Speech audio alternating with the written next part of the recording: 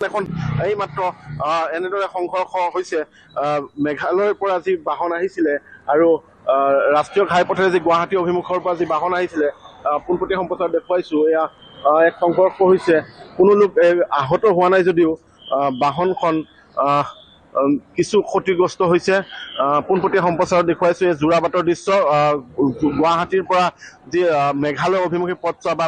মেঘালয়ৰ পৰা অসম প্ৰৱেশৰ এই পথছোৱাত এই দুৱাৰমুখ স্বৰূপ এই স্থানত এই মুহূৰ্তত এই দুৰ্ঘটনা সংঘটিত হৈছে যান বাহন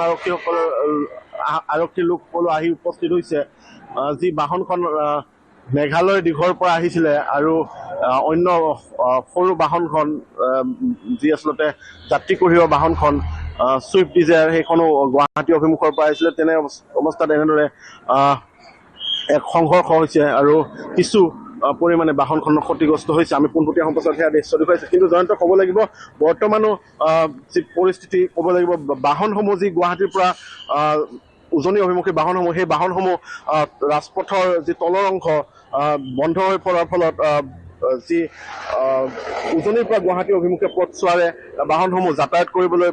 দিয়া হৈছে বৰ্তমান আৰু বাহনসমূহ গুৱাহাটীৰ পৰা উজনি অভিমুখে এনেদৰে আগবাঢ়িছে